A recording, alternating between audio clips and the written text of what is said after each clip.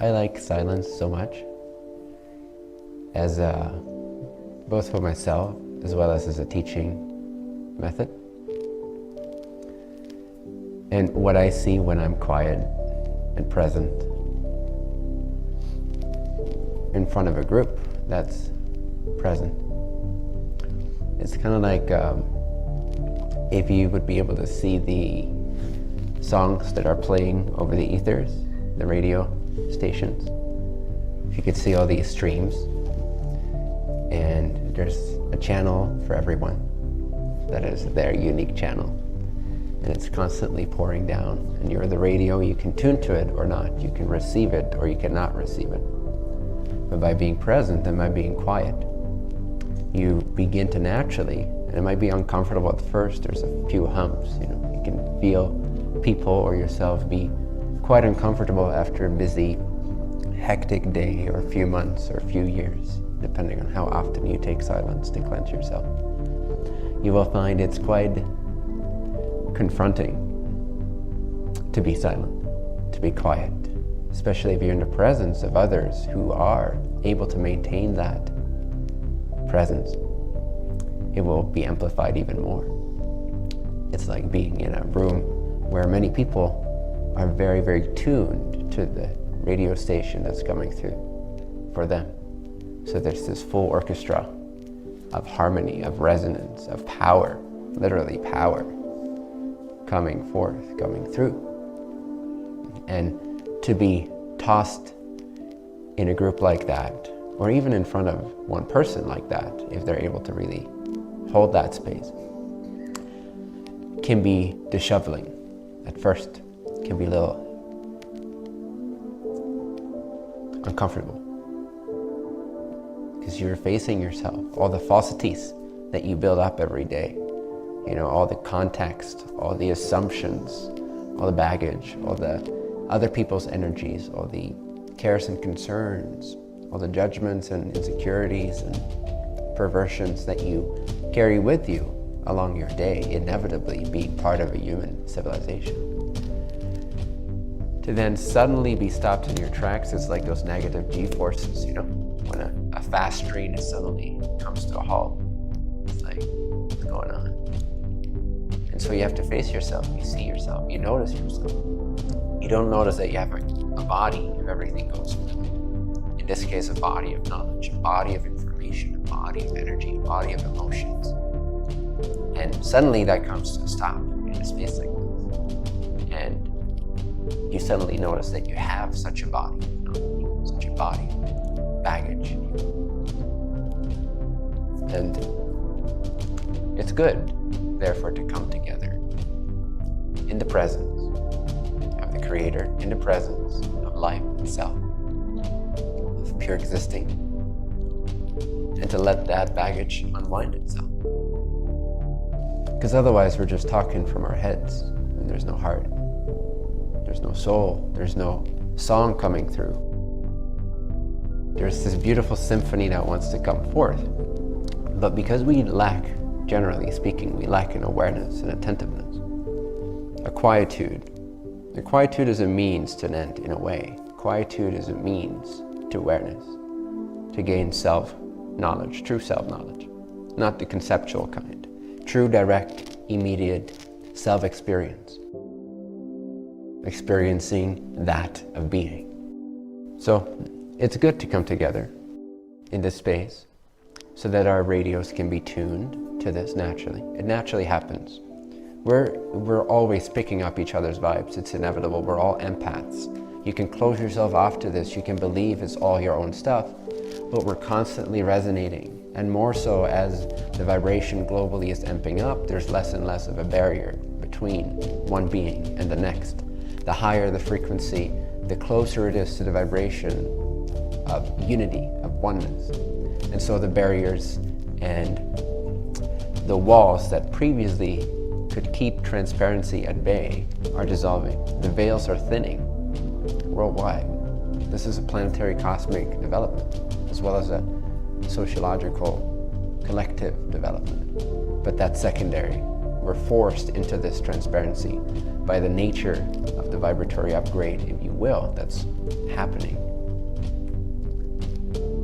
And so we are forced to become transparent. We are forced to face ourselves in that negative G-force space of suddenly coming to a halt, suddenly being confronted with who we are or who we've thought we've been for so long.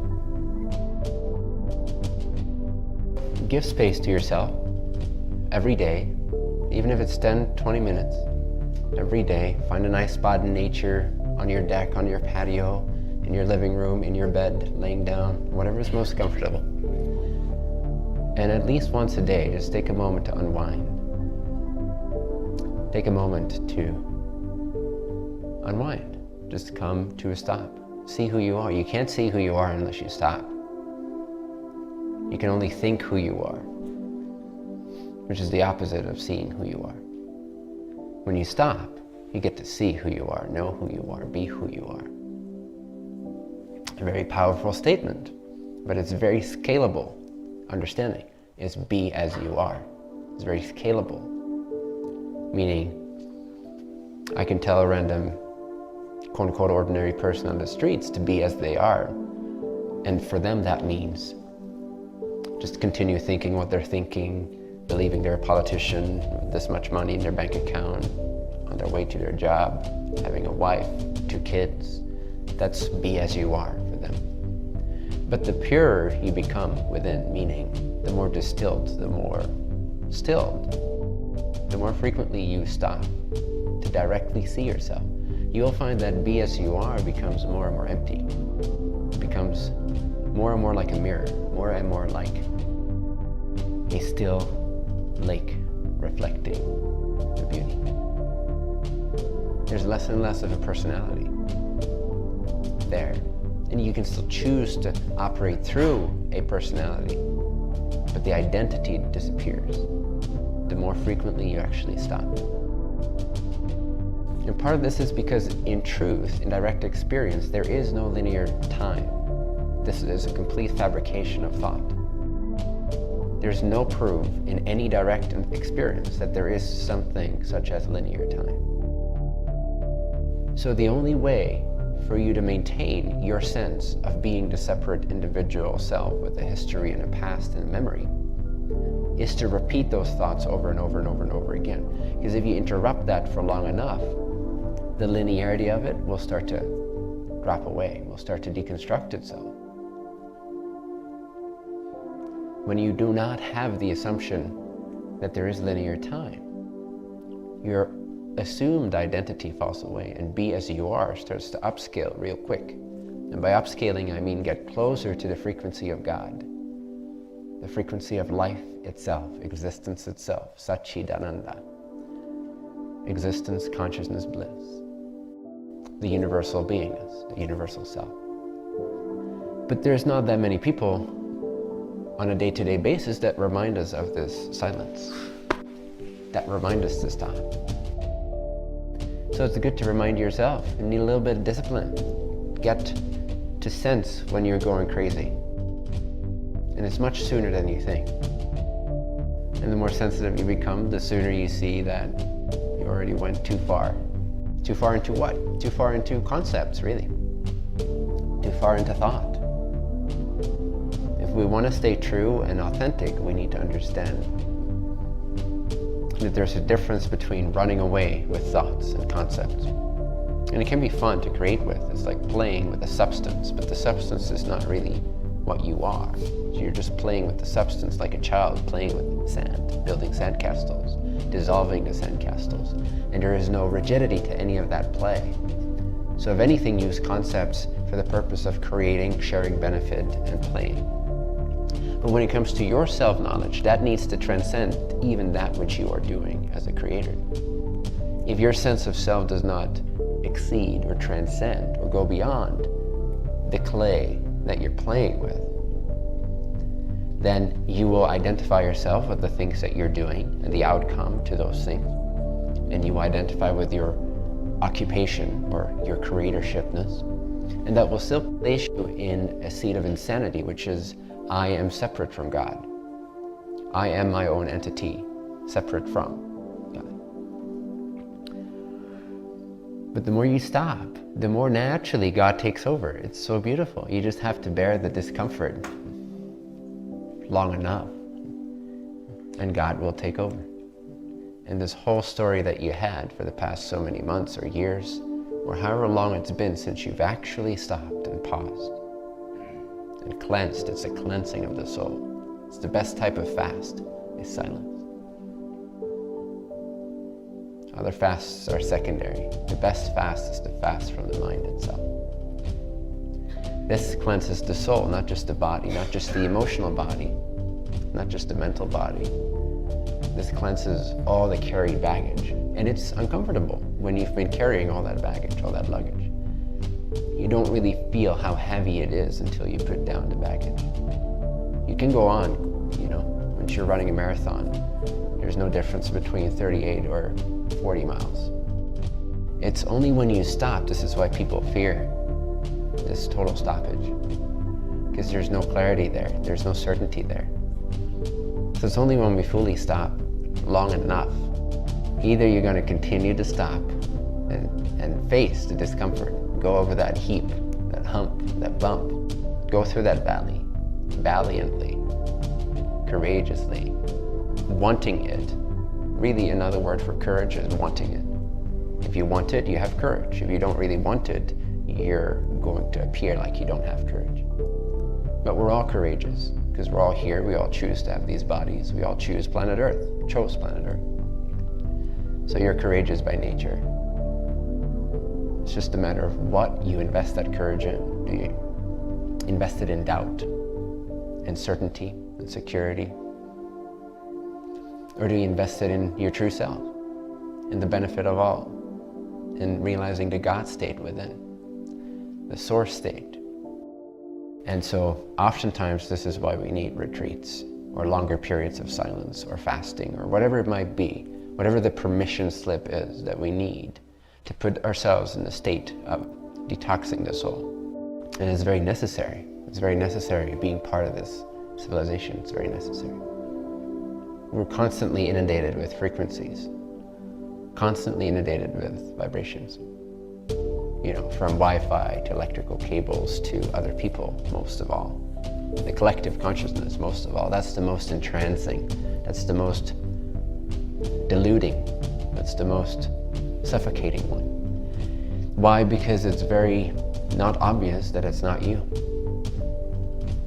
It seems to be you every day. You wake up with the thoughts you think are yours. You feel things that you think are your feelings. So many of it, I'd say more than 90% of it, is not actually yours. So it's important to have this awareness at some point. It really makes it easier. And it's not a form of not taking responsibility for what you're feeling. It's just understanding that you are good to let go. Just let go. It's good to let these things go. They're not you. You're not letting go of yourself. You can't let go of yourself. It's impossible. If you let go of everything, the only thing that remains would be you. And the analogy for this is the body, or say the body of a monkey. It grabs onto a branch, and then it's onto the next branch, onto the next branch. And the nature of attachment and letting go usually is that we don't really let go of one branch until we have a firm grip on the next, which is just the nature of how our psychology works. Nevertheless, anything that we repeatedly imagine and are repeatedly told by others will become our inner experience. As a result of this limited edition of you, this limited version of you being repeatedly imagined, you now fear letting go of that security. It's like holding on to a hologram and making it appear so real, and then beginning to realize the holographic nature of that hologram, that it lacks any substance and any separation and any inner or outer. And this all naturally is revealed through silence, through being inward, truly inward, restful. Everything that you are today, pretty much, is an expression of society. How many assumptions do you have today because of this constant programming? This constant subliminal automatic messaging that's happening all the time. How many assumptions do you have about life, who you are, why you're here, what you're supposed to do?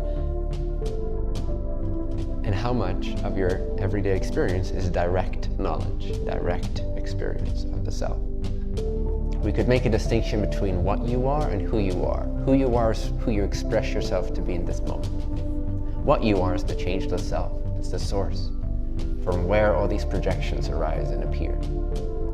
The true source, the true inner self, which just so happens to be God, just so happens to be the universal isness as well. This is taking a responsibility, so just a different way. Because you're consciously saying, none of this is mine. None of this belongs to me. None of this is guided by me. I give this up to Source, to the Creator, which I know I am ultimately. But that only begins, that knowledge, that direct experience knowledge, only begins to dawn. That you're one with the Creator begins to dawn in silence. What is silence? Silence isn't even so much silence. It doesn't mean that nothing necessarily has to arise. It means that there is no active attraction to anything but knowing yourself in that moment. Being aware of the innermost sense of me, that which has never left you, never will leave you. That which does not change. Can you hold on, so to speak, maintain God? We're all maintaining something all the time. You're maintaining a thought, an assumption of who you are, where you're at, where you're going, what you need to do.